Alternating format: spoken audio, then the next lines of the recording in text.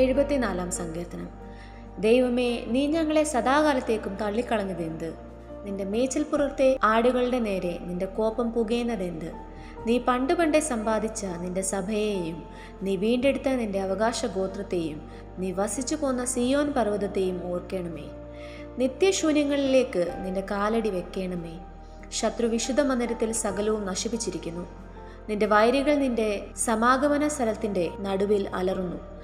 തങ്ങളുടെ കൊടികളെ അവർ അടയാളങ്ങളായി നാട്ടിയിരിക്കുന്നു. അവർ മരക്കൂട്ടത്തിന്മേൽ കോടാലി ഓങ്ങുന്നത് പോലെ തോന്നി. ഇതാ, അവർ മഴ കൊണ്ടും ചുറ്റിക കൊണ്ടും അതിൻ്റെ ചിത്രപ്പണികളെ ആകപ്പാടെ തകർത്ത് കളയുന്നു. അവർ നിന്റെ വിശുദ്ധ മന്ദിരത്തിന് തീവെച്ചു. തിരുനാമത്തിൻ്റെ നിവാസത്തെ അവർ ഇടിച്ചു നിരത്തി അശുദ്ധമാക്കി. നാം അവരെ നശിപ്പിച്ചു കളക എന്ന് അവർ ഉള്ളം കൊണ്ട് പറഞ്ഞു. ദേശത്തിൽ ദൈവത്തിൻ്റെ എല്ലാ പള്ളികളെയും ചുട്ടുകളഞ്ഞു. ഞങ്ങൾ ഞങ്ങളുടെ അടയാളങ്ങളെ കാണുന്നില്ല. യാതൊരു പ്രവാചകനും ശേഷിച്ചിട്ടില്ല. ഇത് എത്രത്തോളം എന്നറിയുന്നവൻ ആരും ഞങ്ങളുടെ ഇടയിലില്ല. ദൈവമേ, വൈരി എത്രത്തോളം നിന്ദിക്കും? ശത്രു നിന്റെ നാമത്തെ എന്നേക്കും ദുഷിക്കുമോ?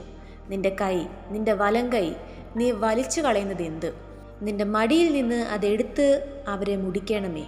ദൈവം പുരാതനമേ എൻ്റെ രാജാവാകുന്നു. ഭൂമിയുടെ മധ്യേ അവൻ രക്ഷ പ്രവർത്തിക്കുന്നു. നിന്റെ ശക്തി കൊണ്ട് നീ സമുദ്രത്തെ വിഭാഗിച്ചു. വെള്ളത്തിലുള്ള തിമിംഗലങ്ങളുടെ തലകളെ ഉടച്ചു കളഞ്ഞു. ലിവ്യാതാൻ്റെ തലകളെ നീ തകർത്തു. മരുവാസികളായ ജനത്തിന് അതിനെ ആഹാരമാക്കി കൊടുത്തു. നീ ഉറവും ഒഴുക്കും തുറന്നുവിട്ടു. മഹാനദികളെ നീ വറ്റിച്ചു കളഞ്ഞു. പകൽ നിനക്കുള്ളത്, രാവും നിനക്കുള്ളത്. വെളിച്ചത്തെയും സൂര്യനെയും നീ ചമച്ചിരിക്കുന്നു. ഭൂസീമകളെയൊക്കെയും നീ സ്ഥാപിച്ചു. നീ ഉഷ്ണകാലവും ശീതകാലവും നിയമിച്ചു. യഹോവേ, ശത്രു നിന്ദിച്ചിരിക്കുന്നതും മൂഢജാതി തിരുനാമത്തെ ദുഷിച്ചിരിക്കുന്നതും ഓർക്കണമേ. നിന്റെ കുറുപ്രാവനെ ദുഷ്ടമൃഗത്തിന് ഏൽപ്പിക്കരുതേ. നിന്റെ എളിയവരുടെ ജീവനെ എന്നേക്കും മറക്കരുതേ. നിന്റെ നിയമത്തെ കടാക്ഷിക്കണമേ. ഭൂമിയിലെ അന്ധകാര സ്ഥലങ്ങൾ സാഹസ നിവാസങ്ങൾ കൊണ്ട് നിറഞ്ഞിരിക്കുന്നു. പീഡിതൻ ലജ്ജിച്ച് പിന്തിരിയരുതേ. എളിയവനും ദരിദ്രനും നിന്റെ നാമത്തെ സ്തുതിക്കട്ടെ. ദൈവമേ, എഴുന്നേറ്റ് നിന്റെ വ്യവഹാരം നടത്തണമേ. മൂഢൻ ഇടവിടാതെ നിന്നെ നിന്ദിക്കുന്നത് ഓർക്കണമേ. നിന്റെ വൈരികളുടെ ആരവം മറക്കരുതേ. നിന്റെ എതിരാളികളുടെ കലഹം എപ്പോഴും പൊങ്ങിക്കൊണ്ടിരിക്കുന്നു.